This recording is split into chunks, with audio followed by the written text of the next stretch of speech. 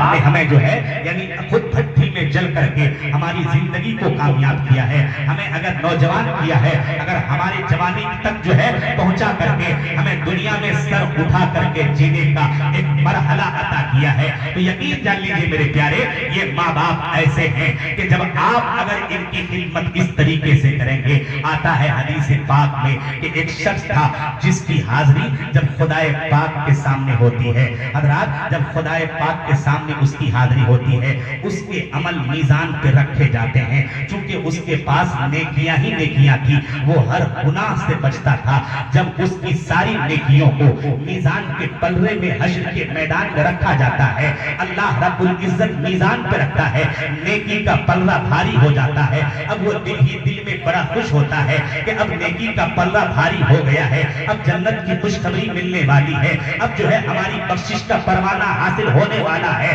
اب ہماری نجات کا سامان ملنے والا ہے۔ ابھی اس کے نیکیوں کے پلڑے میں اس کی نیکیوں کو رکھ کر کے اس کا موازنہ کیا ہی جا رہا تھا کہ اچانک ایک پرچی جو ہے اس نیکی کے پلڑے میں آ کر کے رک جاتی ہے، جیسے ہی ایک کاغذ کا ٹکڑا پرچی کی صورت میں وہ میزان عمل کے پلڑے میں آ کر کے رک جاتی ہے، حضرات اس کی ساری نیکیاں کم ہونا شروع ہو جاتی ہے، اس کی ساری نیکیاں کم ہو جاتی ہے، برائیاں جو ہے برائی کا پلڑا بھاری ہو جاتا ہے۔ وہ شخص رب کی بارگاہ میں کہتا ہے، مولا آخر ہم تو ہمیشہ نیکی کرتے رہے، گناہ سے بچتے رہے، پرہیزگاری میں رہے، لیکن اے میرے پروردگار آخر معاملہ کیا ہے کہ اچانک سے جو ہے یہ نیکی کا پلڑا ہلکا ہو گیا ہے، گناہ کا پلڑا بھاری ہو گیا ہے۔ تب پروردگار کی طرف سے حکم ہوتا ہے کہ بظاہر تم نے نیکیاں تو کی ہے، لیکن تم یاد کرو کہ دنیا میں تم ماں باپ کی خدمت تو کرتے تھے،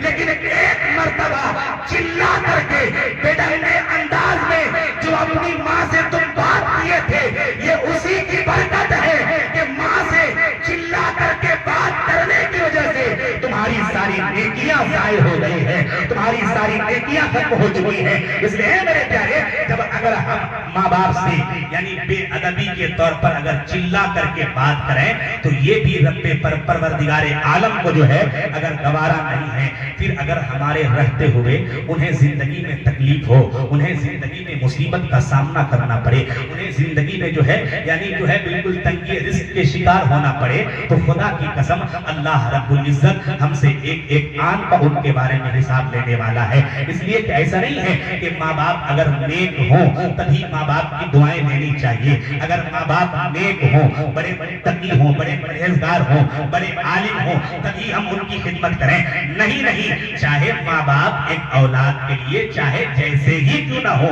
وہ آپ کے لیے ماں باپ ہیں، جب وہ آپ کے لیے ماں باپ ہیں تو وہ آپ کے لیے دنیا کے ہر پیر سے بہتر ہے، دنیا کے غوث اعظم سے بہتر ہے، دنیا کے خواجہ غریب نواز سے بہتر ہے، یعنی خواجہ غریب نواز کی محبت بعد میں اپنے دل میں، پہلے ماں باپ کی محبت، اس لیے کہ غوث پاک کی دعا ہو یا خواجہ پاک کی دعا ہو یا اعلیٰ حضرت کی دعا ہو یا تمام عالموں کی دعا ہو، وہ ایک طرف ہے، لیکن ماں باپ کی دعا ایک طرف ان دعاؤں کا مقابلہ نہیں کیا کر سکتی ہے۔ خود حضور ارشاد فرماتے ہیں کہ ماں باپ کی دعا بیٹے کے لیے ایسی ہے جیسے کہ میری دعا تمہارے لیے، نبی کہتے ہیں، کیا کہتے ہیں؟ جیسے میری دعا، حضور فرماتے ہیں جیسے میری دعا امت کے لیے ہے۔ بتائیں کہ حضور سے بڑی دعا کسی کی دعا ہو سکتی ہے؟ حضور کی منہ سے جو بات نکلے وہ بات اللہ تعالیٰ ہر حال میں مکمل کر کے رہتا ہے،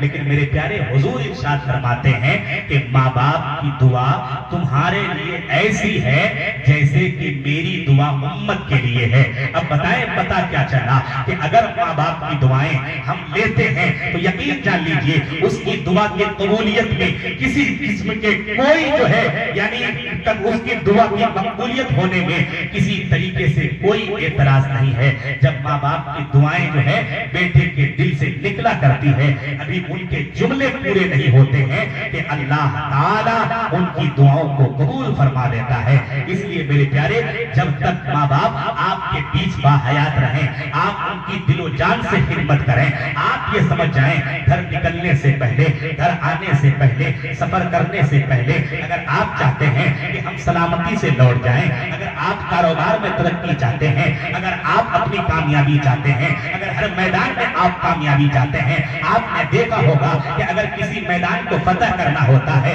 अगर सफर कामयाब करना होता है, किसी आलिम से कहा जाता है, किसी परहेजगार से कहा जाता है, आप मेरे लिए दुआ कर दीजिएगा, हमारा जो है यहाँ का सफर होने वाला है, मेरा फला काम होने वाला है, मेरा फला बिजनेस होना है। वो आलिम दीन दुआ भी करते हैं। ये और बात है, आलिम दीन की भी दुआ कबूल होती है, परहेजगारों की भी दुआ कबूल होती है, नेकोकारों की भी दुआ कबूल होती है। लेकिन मेरे प्यारे, जो कबूलियत का दर्जा अल्लाह ताला माँ बाप की दुआ में रखा है, ऐसे कबूलियत का दर्जा किसी और की दुआ में नहीं हो सकता है। इसलिए हर काम करने से पहले, सफर में निकलने से पहले, तिजारत करने से पहले, बिजनेस करने से पहले आप किसी की दुआ लेंगे ना लें, खुदा की कसम दिल से एक मर्तबा पूरे माँ बाप की दुआ ले लिया करें। जब ये हाथ उठा करके दुआ कर देते हैं, अल्लाह ताला इनके बुढ़ापे की लाज रखते हुए बेटे को जिंदगी में